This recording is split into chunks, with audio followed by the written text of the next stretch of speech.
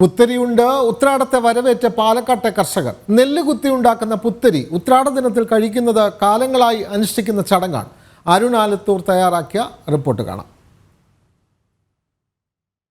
പുത്തരി ഉണ്ണാതെ എന്തോണമെന്നാണ് പാലക്കാട്ടുകാർ പറയുക. ഉത്രാട ദിനത്തിൽ പാലക്കാട്ടെ കർഷക ഭവനങ്ങളിൽ ഇന്നും പുത്തരി ചടങ്ങ് നടക്കുന്നുണ്ട്. എന്താണ് ആ ചടങ്ങെന്നല്ലേ, വരൂ കാണാം.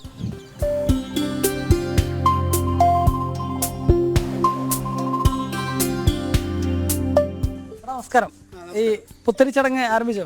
അല്ല, ഞങ്ങളിപ്പോൾ എല്ലാവരും കൂടിയിട്ട് കതിരരിയാനുള്ളൊരു തയ്യാറെടുപ്പാണ്.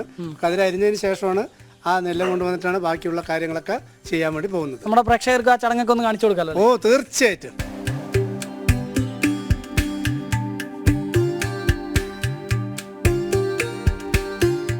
ഉത്രാടപ്പുലരിയിലെ വയലിൽ നിന്ന് പുന്നെല്ലിന്റെ കതിര് പറിച്ചു കൊണ്ടുവന്ന് ആ കതിര് കൊണ്ടാണ് പുത്തരി ഉണ്ടാക്കുന്നത്.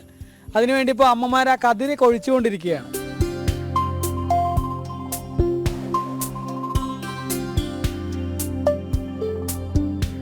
ചേച്ചി, നെൽക്കതിരൊക്കെ പറിച്ചു കൊണ്ടുവന്ന് അതിനെ മണിയാക്കി ഇനിയിപ്പോൾ അടുത്ത് എന്താണ് ചെയ്യാൻ പോകുന്നത്?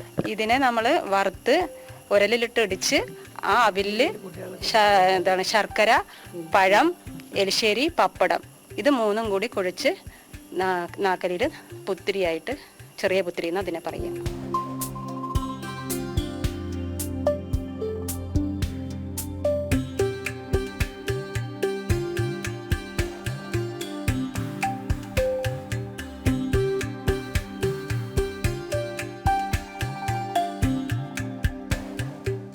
പുത്തരി ചടങ്ങ് ആരംഭിക്കാൻ പോവുകയാണ്. എല്ലാ വിഭവങ്ങളും ആയി തോന്നുന്നു.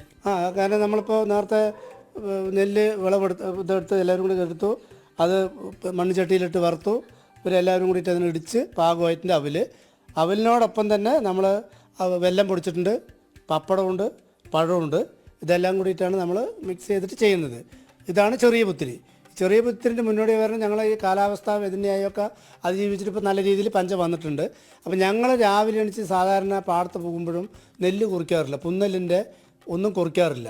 ഈ ചെറുപുത്തിരി കഴിഞ്ഞതിന് ശേഷമാണ് അത് ചെയ്യാൻ പാടുള്ളൂ. ഈ വിളവെടുപ്പിന് മുന്നോടിയായിട്ടുള്ള ഒരു അതിൻ്റെ ഒരുക്കം അല്ലേ? അതെ, തീർച്ചയായിട്ടും. കാരണം കർഷകർക്ക് പിന്നെ അതിജീവനത്തിൻ്റെ പോരാട്ടം പോലെയാണ് കൃഷി. അപ്പോൾ അതിൻ്റെ മുന്നോടിയായിട്ട് പിന്നെ ഒരു 10 ദിവസം കഴിഞ്ഞാൽ കൊയ്ത്ത് ഉത്സവമാണ്. അപ്പോൾ അതിൻ്റെ മുന്നോടിയായിട്ടാണ് ഞങ്ങൾ ഈ ചടങ്ങുകളൊക്കെ. ഓണം എന്നുള്ളത് എന്താ പറയുക, നമ്മുടെ മലയാളീസിൽ അല്ലെങ്കിൽ കർഷകർക്ക് വേണ്ടിയിട്ടുള്ളൊരു ചടങ്ങ് പോലെയാണ് ഇപ്പോൾ കാണുന്നത്.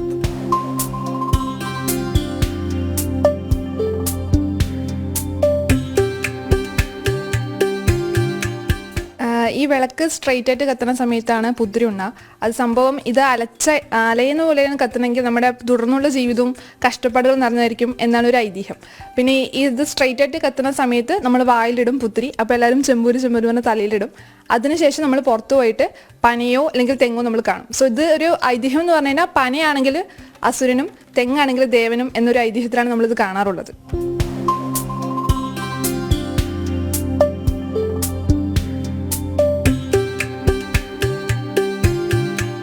അപ്പോൾ ഇതാണ് ചെറിയ പുത്തരി ചടങ്ങ്.